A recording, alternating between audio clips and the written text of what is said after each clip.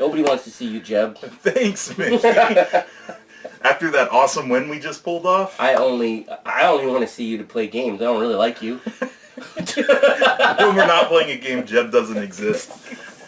Alright. Well, you're good for talking to during work. And drinking, right? Yeah. Alright, Dark Frontier. If you watched us play, you saw that we won. And We did. It was getting really close, too, because I remember I was like, oh, the siege is going to go off before we actually could complete all the objectives, but we were able to narrowly get them right before, and we won through the final. Because I got my teleport spell. Yeah, that thing was beautiful. It really did help a lot. But yeah, I think did we lose 3 or 4 pieces of the city? I can't remember. 2 or 3, I think. I know definitely 2, maybe a third. No, I know it was definitely 3. Oh, I'm pretty sure it was the 2 spires in the top of the big one. Okay. Then it was but I probably couldn't remember if there was one more or not. No, because then that would have been one that was really part of the base. So, anyways, yep, Dark Tower. Dark Tower. Boy, whoa, 80s game. Yeah, because I had that and I really wish I still had it. Anyways, so Dark Frontier, Megacon Games. Yep. Based in the myth world, and as we just said, we did win, and we both give this game a thumbs up. Yeah. I liked it so much the first time I played it, I sleeved it, because I was like, I definitely want to play this multiple times. Plus, you can play it solo, too, so that makes it nice. Put a little caveat in there. Jeb and I both like the myth world. So they're probably, I'll be honest with you, there's probably a little bit of bias.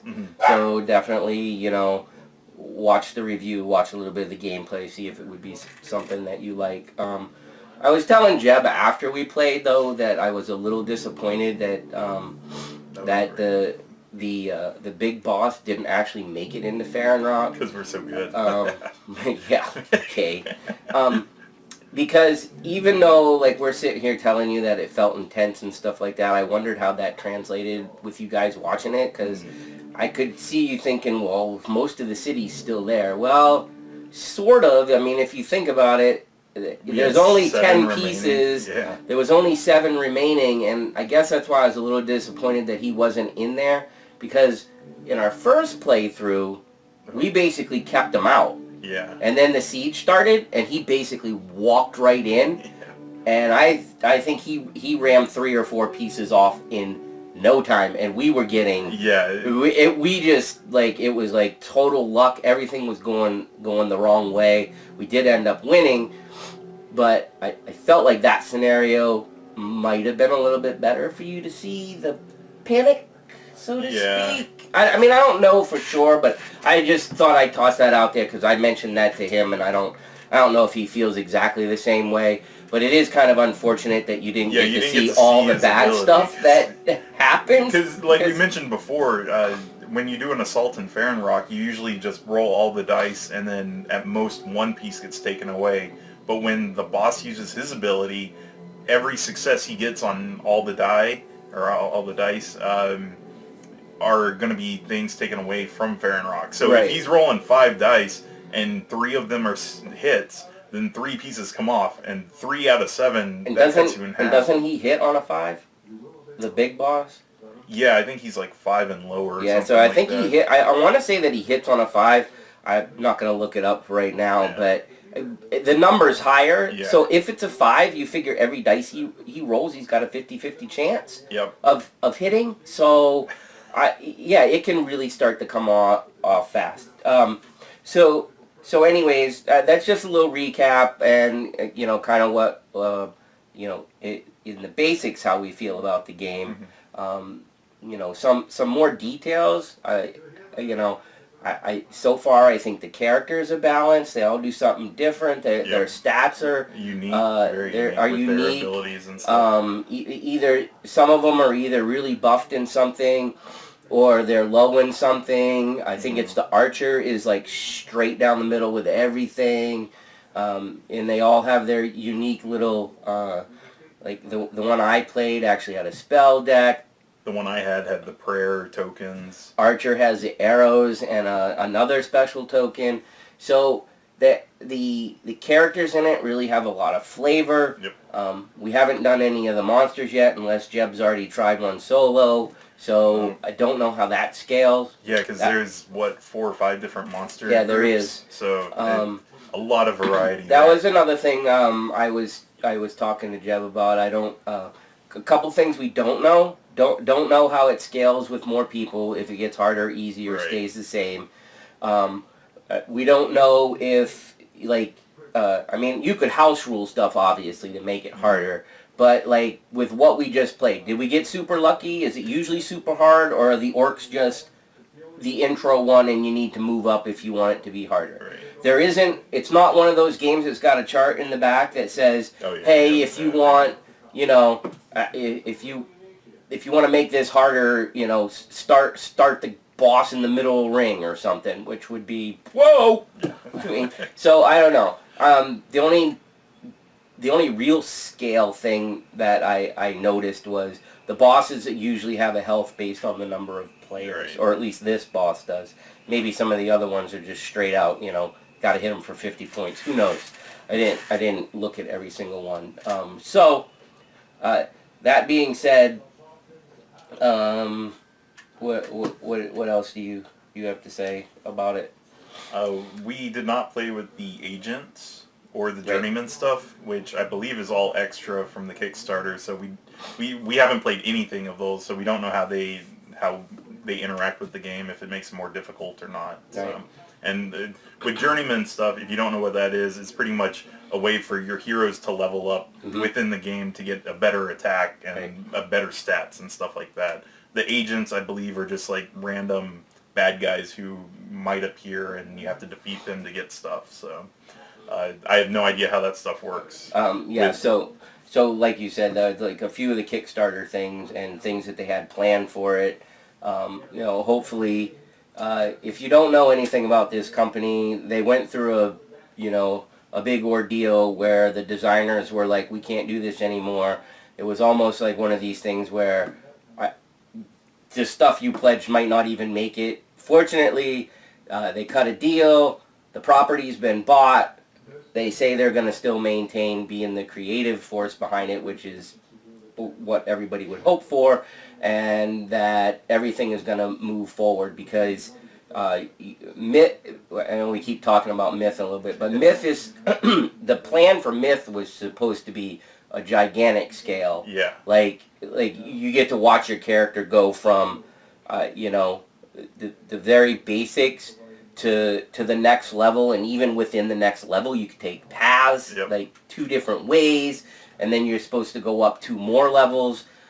So it was supposed to be a grand thing, a grand scale type of game. So Jeb and I are really, really happy that this deal went through.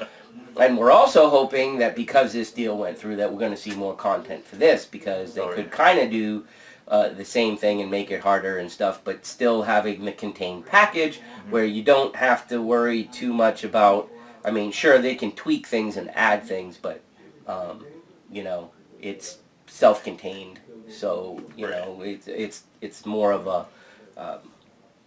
set board game rather than, you know, modular tiles and all that kind of thing. So I guess some of the other things that I liked about it, I really like the encounters, having the different decks for the encounters. That's awesome. Really fun. The Farron Rock 3D thing is really cool. It's pretty neat when you're like, oh crap, it got hit and you got to get rid of the piece. I like there's a big morning, day, night action piles. Like that for turn order is really cool. Yep. Very much an initiative thing. Very much an Aeon's End type of mechanic with you don't know who's going at what time. Both of us are a huge fan of that, so... Yeah, the Fate Dice pool, I enjoyed that. I don't think I've played a game yet that actually uses it, because I know Mage Knight has something similar. It is, but I haven't played that. Mage Knight is very similar into how you can use that with the cards and stuff, because like in that game you can bump up cards to use stuff, and in this game it's like I have an action, is that dice available? So it's the same type of thing, which is a pretty cool mechanic. no idea if they ripped it off from that game, but I don't care. It works good. Yeah, so all those things that, I mean, there's just so much going on with the quest, the objectives and the bad guys. The objective like with the siege coming. Like I played it twice, and each time you could feel that like very closeness of the siege coming. It's like, can you get those objectives done or not? Because if you don't get them done, you got to fight the bad guy. And he was sitting at 6 health. I don't think we could have taken him down that easily. Well, no, because he's a lot harder to hit. Yeah. And you only get 1 die against him unless you have modifiers, because he's the only monster of that type. Right. So not easy. Yeah. Yeah, and I don't know how. I didn't actually see an I did not see a modifier. Oh, to how many dice? To attack. I know the acolyte's prayers can give an extra die. Right. For anything? Battle. Okay. And then you had one of the allies who could do it was the crossbow that could just hit 1 damage. Yeah, but I had to be adjacent. Oh, so for that character, I would literally have to be recycling that 1 spell and plucking the crossbow. So, anyways, in terms of all the stuff that it does, I think we can both agree that it's pretty awesome, and all the different things that are going on. A couple things that aren't so good. The rules aren't that great. So if you're watching this before you watch us play, now you might really want to watch us play and go over this stuff. They're not horrible. They're not as bad as the first edition of Myth. Yeah. Because that is something that everybody's like, if you mention Myth and people say, no, I don't like Myth, it's mostly because they read the rules or tried to read the rules and didn't understand it. So they're not horrible. Yeah. And you can figure stuff out, but they could have been a little bit better. And we've already come across some mistakes, and we've already come across some answers that we don't know the answers to. That being said, everything that we had questions about or didn't know the answer to, pretty easy to come up with something that we don't, even if we got it wrong, I don't think we ruined the game with it. So, kind of one of those things where it's like, well, it's not really clear right here, but what kind of makes sense? Yeah. In a game like this, you're not trying to help yourself out, so I wouldn't say every single time you have to, it has to go to the advantage of the game, but I usually try to go thematic first. Right, that's what I mean. Thematically, then I go with difficult. Exactly. Thematically, difficulty is probably the best, exactly like Jeb just said, is the best way to say it. So, aside for those couple things in terms of the game itself, those are probably my, if you want to call them complaints, that I would have about it, because as a total package, I thought it was pretty awesome. Yeah, I would definitely say that there are the people who don't like Myth. I feel like if they see this with the Myth name on it, they're going to be dismiss it right away, and I don't think they should do that. I feel they should give it a shot, because it's one not of the like Myth in the sense that it's a dungeon crawl. Right. It's a contained game. And if you know what we're talking about with the whole Myth thing, one of the people's biggest complaints was it wasn't board game enough. Right. Board gamers were... So real quick, what Myth was trying to do was combine an RPG with a board game. And the board gamers didn't like the openness of it. Right. This actually has a contained set of rules that you follow, and you really don't need to make up anything. You just do what you're supposed to do. So this is very, very much a board game, not an open-ended sandbox / RPG game at all. Exactly. So that's probably the biggest. Well, that was the intent, was it to be like that, but that is usually the biggest complaint you hear when the Myth subject comes up. This is definitely not a short game. I know with us, I think just 2 players, it was about 3 hours long, something like that, 2 to 3 hours, and we were still fine-tuning how to play it and stuff like that. So, and that's only 2 players, so throw 4 people in, you got to expect it to go a little bit longer. So don't expect to get this done in an hour, is what I would say. Yeah, because if you're not just watching the review, remember that when you add the more players you add, the more objectives that you have to get. And more so actions. even though you might be thinking, oh, well, I might be able to clear the board faster. Yeah, clear the board faster of monsters, maybe. Yeah, but objectives scale the players, and then each of those objectives have the requirements for the resources, so you got to get more resources. So you got to get more resources. Plus, each place that originally had objective now has the potential to spawn a minion. Yep. So even the minions have the potential to come out more, even though in theory you would think that you'd have more of the board covered to be able to take care of them. That doesn't mean that you can hit them all the time too. And if you're busy fighting monsters, then that means you're not busy getting resources. Yep. And if it's definitely a balancing type of game. And then there's some times where it's like, I have to do this. I just have to go take a risk and hope that something bad doesn't come out. Doesn't happen. In terms of things that people that wouldn't like the game, what do you think? Well, my biggest was the myth. The myth crowd, but I mean, let's assume that people aren't like. I don't think there's that gigantic of an audience for people who wouldn't like it. I don't know. Like, if you're not into like the tower defense kind of stuff, or like resource management, tower defense kind of, because I feel like you've got multiple things going on, and you got to handle all of it like in such a way that you win. Right. Which I know it sounds like pretty much every board game, but there's no, multiple I agree. things I mean, going the point is, it's not light. Yeah, it's definitely not light. There's plenty of strategy, and there are plenty of things going on that you need to pay attention to. So, when you put all those types of things together and then add the tower defense and what's going on the board, it's certainly a thinking game. Yeah. And and a management in terms of what you're going to play. And then on top of that, there needs to be some communication in the group too, because I can especially see this happening with, for instance, with 4 people.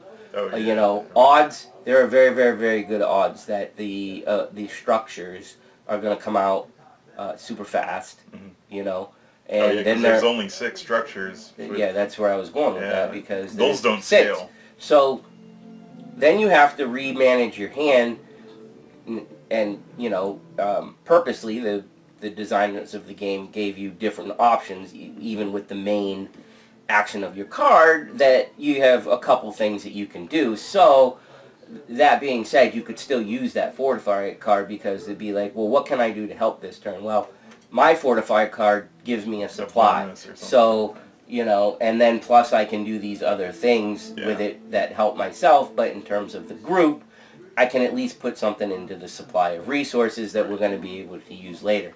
So I feel like that even with like more players, there needs to be a good communication in what, hopefully what you're going to be able to do, because with those extra players, don't forget the monster's still going to get a turn, and things could change, or that person might not hit what they were hoping to hit, or whatever, which actually, if you watch the playthrough, that happened to us a couple times, particularly me, who was having a terrible day rolling dice, and twice I whiffed objective things because one time I rolled 2 1s, and then the other time it was like a 2 and a 3. It's horrible. So and failing those actually have a consequence, because one of them was if you fail it, get rid of a piece of Farron Rock. It's like, oh, that's right. And then one time I even got to re-roll all the dice and still failed it.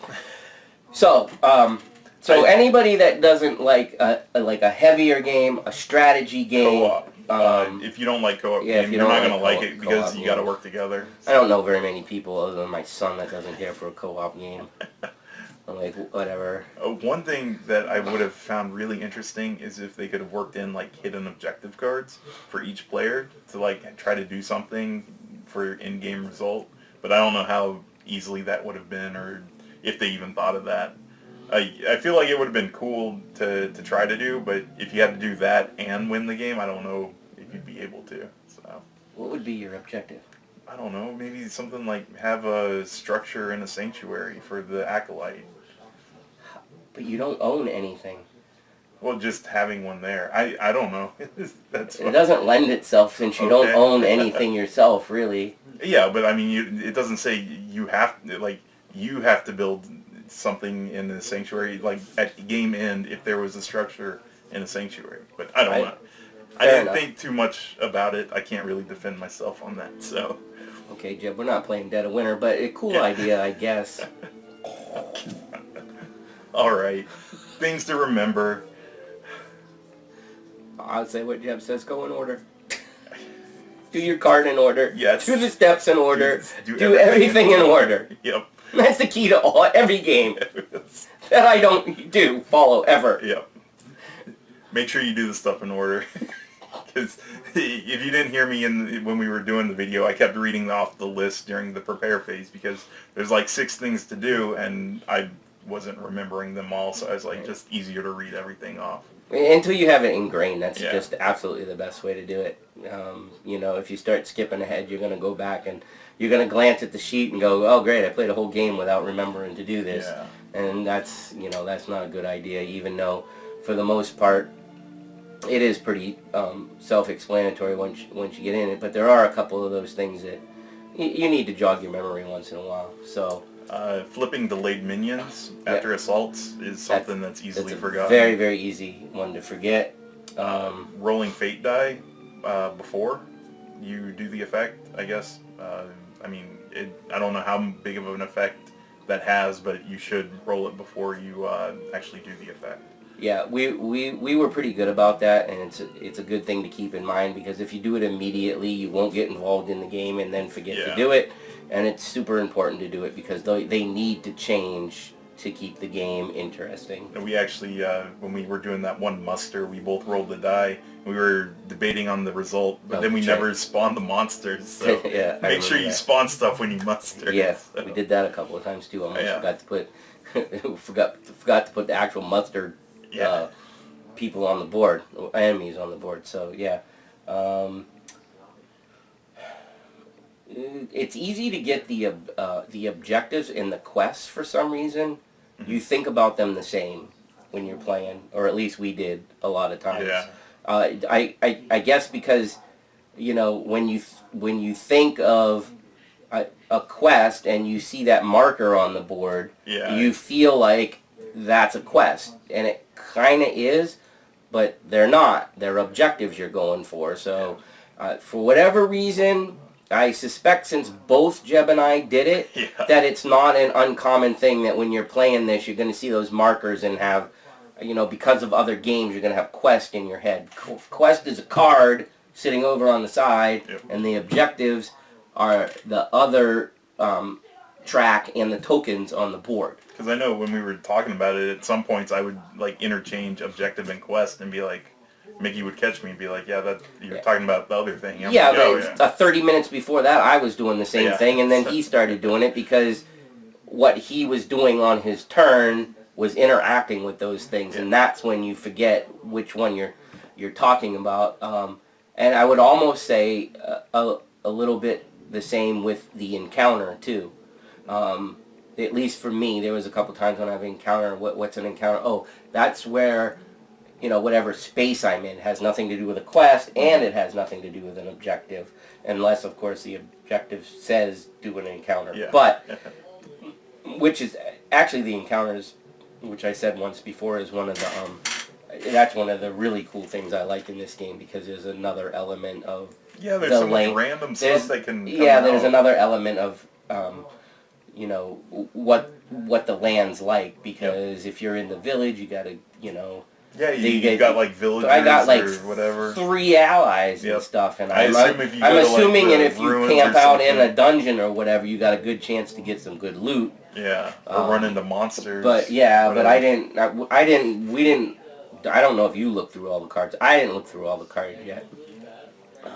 Now I feel like I'm starting to ramble a little bit, so I don't know. I guess we should try to wrap it up. What do you? All right. So final things here. For wrap up, if you guys want to see more playthroughs of Dark Frontier, we were talking about this. We wouldn't mind doing like a different monster group with different heroes, so you could see some variation of characters and stuff like that, Right. definitely let us know, because if you say something, we'll prioritize it. Yeah.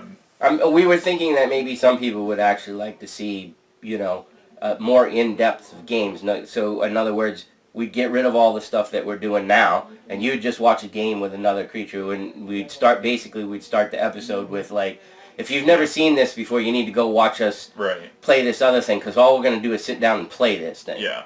And there would be very little explanation other than maybe what the monsters told us to do to set up or whatever like that. Maybe the specific conditions for that particular game. But it was a thought that we had that maybe some people would like. And at that point, I'd probably just throw in all the Kickstarter stuff. So there'd be the journeymen, the agents, and then the extra encounter decks. And actually, there's extra encounter cards for all the decks as well. Right.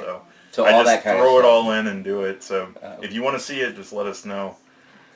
Yeah. And then the other thing is, Mickey said we really like Myth. So if you guys want to see some stuff with Myth, definitely let us know as well, because that's stuff we thought about doing. Once again, hearing from you gives us a little push. Right. So, yeah, I mean, because we have so many things to do. Right. Is it worth trying to do this massive series to cover a very in-depth, detailed game? And then, of course, if we did it, we would want to, like, do playthroughs of it just so you, like, guys can see how big the world is, and just because it's cool. Yeah, so, and there's, like, all kinds of modules and stuff. It's so much stuff. It's cool. So anyways, I got nothing else. Like, subscribe, leave comments, the usual stuff. Check out our other videos. We've got plenty of different games in our library that we've done. And anything you want to see played. Yep. We got tons of stuff that we haven't even covered yet. So, yeah. Again, if you mention something and we have it, you got a good chance of it getting to the table quicker. Yep. Other than that, I think that's everything that I got to say. All right. Well, that's it. All right. Myth, Dark Frontier. Bye. Boards and booze. Booze and boards. With Mickey and Jeb.